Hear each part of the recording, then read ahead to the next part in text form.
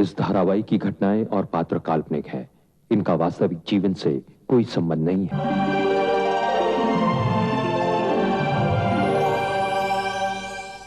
क्या सोचा तुमने? किस बारे में? मन के बारे में। और किसके बारे में? लगता है रात की खुमारी अभी तक उतरी नहीं। हाँ, पूरी रात बस बैठे बैठे ही गुजार दी। बीती बातें फिल्म के सीन की तरह दिमाग में कौंधती रही रहती। क्या क्या देख डाला तुमने? वही सब कुछ जो अब तक की जिंदगी में गुजरा है। बीती बातों का असर तुम्हारे ऊपर कुछ ज्यादा ही है। क्यों? तुमने भुला दिया सब कुछ? उसे मैं कैसे भूल सकती हूँ? उसे मैं भूल जाऊंगी तो मेरा अस्तित्व ही खत्म हो जाएगा। वो बीता हुआ वक्त ही मेरी जिंदगी की पूंजी है। रत्ना, अब तुम मन को समझाती क्यों नहीं कि वो फिर से मेरे साथ कंपाउंडर की नौकरी शुरू कर? फिर वही बात, जब वो कंपाउंडर बनना ही नहीं चाहता है तो तुम क्यों जिद किए हुए हो? आखिर वो करना क्या चाहता है? ये उसकी अपनी मर्जी है। तुमने भी तो बहुत से काम अपनी मर्जी से किए हैं। उसकी बराबरी मुझसे करना चाहती हूँ? मैं ये चाहती हूँ कि तुम उसे अपने से अलग मत समझो। वो तुम्हारी जिंदगी का हिस्सा है। उसके लिए तुम्हारी भी कुछ जिम्मेदारी बनती है। मैंने अपनी जिम्मेदारियों को पूरा करने के लिए तुम्हें कभी शिकायत का मौका नहीं दिया। तो मैंने भी तो अपना दीन ईमान, अच्छा बुरा सही गलत सब कुछ तुम्हें सौंप दिया। आज तक मैं चुप हूं तो सिर्फ तुम्हारी वजह से। तुम्हारी इस चुप्पी की पूरी कीमत चुकाई है मैंने।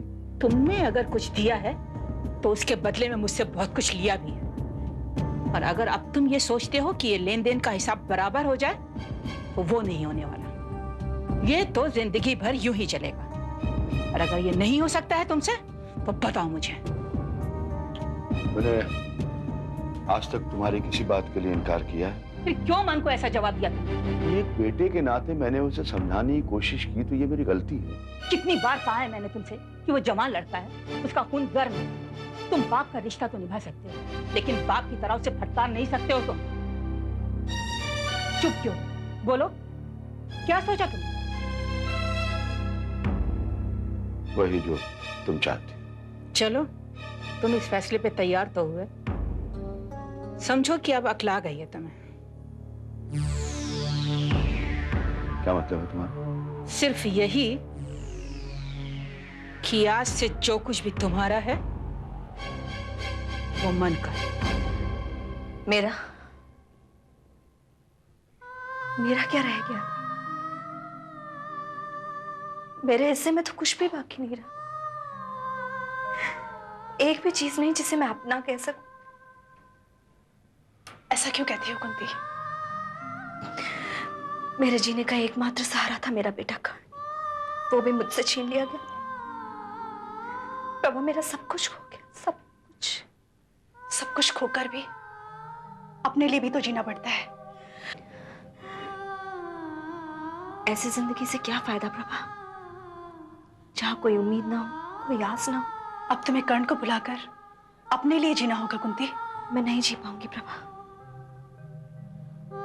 मैं अपना दुख दर्द, अपनी तकलीफ सब सह सकती हूँ अगर मेरा बेटा मेरे पास हो। लेकिन किसके सहारे जीऊंगी? इस तरह हिम्मत नहीं हारा करते कुंती। प्रभा, अगर इस दुनिया में भगवान नाम की कोई चीज है तो वो मेरे बेटे को सलामत रखे। पता नहीं वो कौन सा दिन होगा जिस दिन मेरा बेटा मेरे पास आएगा। मैं उससे बात करूंगी। तुम अपनी हिम्मत और भरोसे को इसी तरह से बनाए रखना। अगर भगवान ने चाहा तो एक दिन कर्ण से तुम्हारी मुलाकात जरूर होगी। यही ख्याल तो मुझे मरने नहीं देता है प्रभा। न जाने वो कब वापस आ जाए। शायद कोई मुझ पर तरस खाकर मुझे मेरे बेटे कर्ण का पता बता दे। मैं तो तुमसे यही कहूंगी कि कुछ दिन तुम शांत होकर बैठो, शायद कोई चमत्कार हो जाए। ऐसी मेरी किस्मत कहाँ है प्रभा? मैंने तो आज तक जो कुछ भी चाहा वो मुझसे दूर कर दिया गया। चाहे वो मेरी माँ हो, कर्ण का पिता, या फिर अब कर्ण। प्रभा, मैं कितनी अकेली हो गई हूँ। क्यों? तुम्हारे बाबूजी है ना? बाबूजी,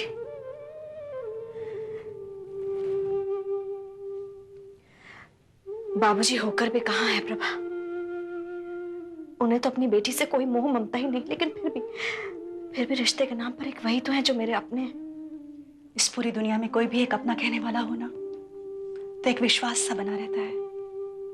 तेरे तो बाबूजी हैं, लेकिन तू मेरी सोच, इस पूरी दुनिया में कोई भी अपना कहने वाला नहीं है। प्रभा मैं सोचती हूँ एक बार जाकर बाबूजी से मिलूं, शायद वो मुझे मेरे बेटे कर्ण का पता बता सके। कर्ण का पता तो सिर्फ सरला दीदी ही बता सकती है। सरला दीदी से अब कोई भी उम्मीद करना अपनी परेशानी को बढ़ाना है। मैं बाबूजी से जाकर मिलती हूँ, शायद वो मेरी कुछ मदद कर सके। क्यों, तू क्या कहती है? वो क्या मदद करेंगे? उन्हें तो इस बात की जानकारी तक भी नहीं। वो तो एक खबर लेने के लिए भी नहीं आए, कि तक पूछने के लिए नहीं आए कि तू मर रही है या जी रही है। मैं खुद उनके सामने जाकर खड़ी हो जाऊंगी प्रभा, शायद मुझे देखकर उन्हें तरस आ जाए। प्रभा, अगर मैंने अपना बेटा खोया है तो उन्होंने भी अपना पोता खोया है। कर्ण के साथ उनका भी तो कोई रिश्ता है ना, जिससे वो पाप और कलंक मानते रहे। आज वो कर्ण की खातिर तेरी मदद करने के लिए तैयार हो जाएंगे। मैं कोशिश तो करके देख सकती हूँ। कोशिश करना बेकार है, इसलिए वहां जाने की कोई जरूरत नहीं है। जरूरत तो पैदा हो गई है प्रभा, मैं अभी होकर आती हूँ। कुंती, सरला दीदी से तो पूछ ले। तू सरला दीदी को बता देना प्रभा, मेरे अंदर जो इच्छा और साहस पैदा हुआ है ना, मैं उसे खोना नहीं चाहती हूँ।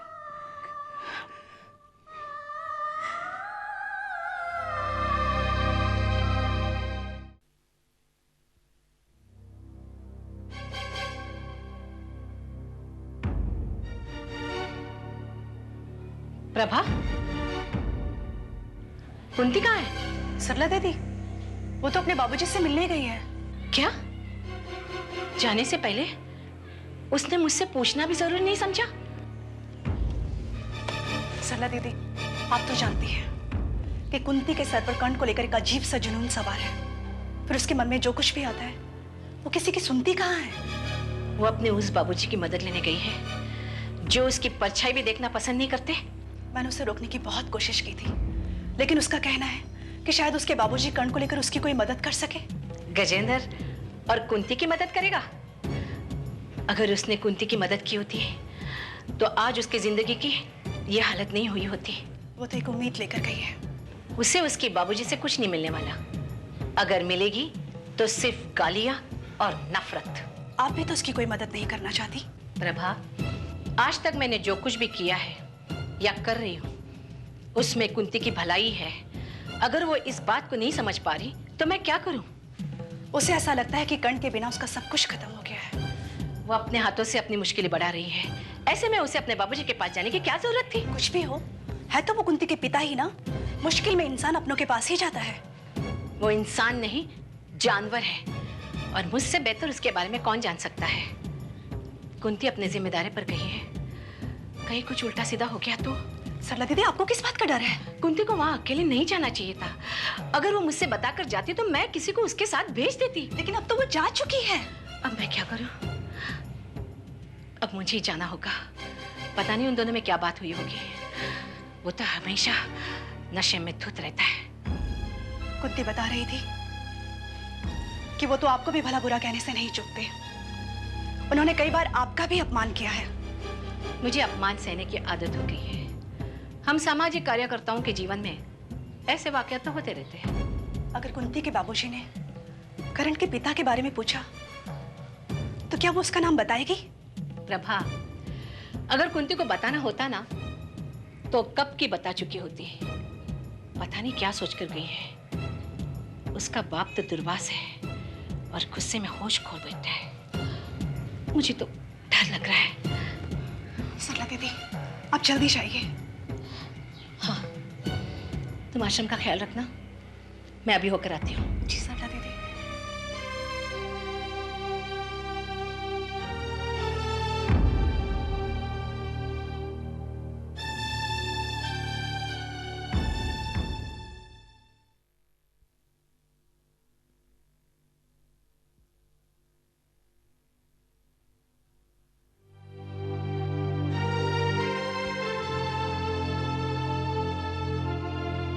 बाबूजी,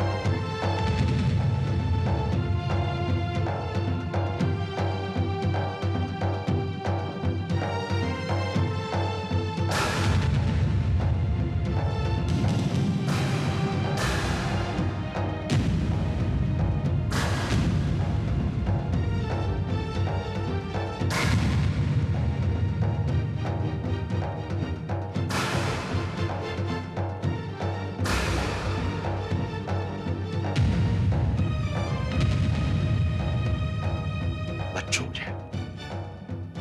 मेरी इज्जत, मेरे नाम डुबोने के बाद तू वापस क्यों आई है यहाँ? बाबूजी मैंने अपना सब कुछ खो दिया सिवाय आपके। अब आप ही बचे हैं सिर्फ मेरे लिए। तू मर गई थी उसी दिन मेरे लिए, जिस दिन ये घर छोड़ के गई थी आश्रम में रहने के लिए।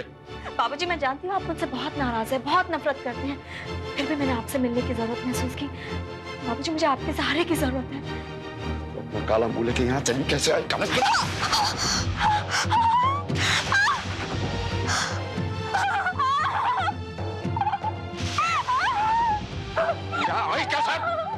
फिर से मेरी नाक कटवाना है? तू पैदा होते ही मर जाती, वापस आने तेरी हिम्मत कैसे हुई? गजेंद्र!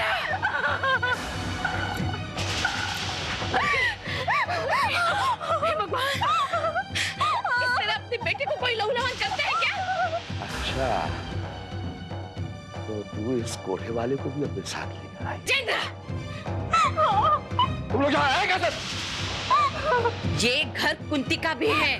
तभी अपने घर में आने के लिए इसने तेरा साथ लिया। नहीं बाबूजी, मुझे इस घर में आने के लिए किसी के साथ की जरूरत नहीं, मैं यहाँ अकेली आई थी।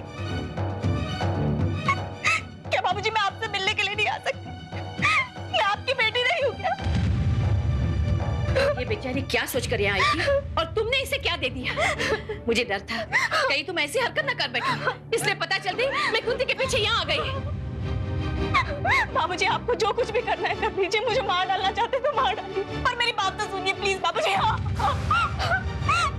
बाबूजी, बाबूजी आप मुझसे इतनी नफरत क्यों करते हैं? मुझे ये बता कि तेरे पाप का भागीदार कौन है? एक बार उसका नाम बता दे, फिर मैं तुम दोनों गला घोट दूंगा। बाबूजी आपके ऐसा करने से मैं उसका नाम बताने वाली नहीं हूँ, और वैसे भी आपको उसके नाम जानने से ज्यादा मेरी भलाई के बारे में कुंती कब तक खामोश रहेगी? बता दे, आज बता दे अपने बाप को उसका नाम, और ये भी बता दे कि तुम्हारा बाप उसे अच्छी तरह जानता है। उसी के जिसने कुंती को अपने बच्चे की माँ बनाकर छोड़ दिया।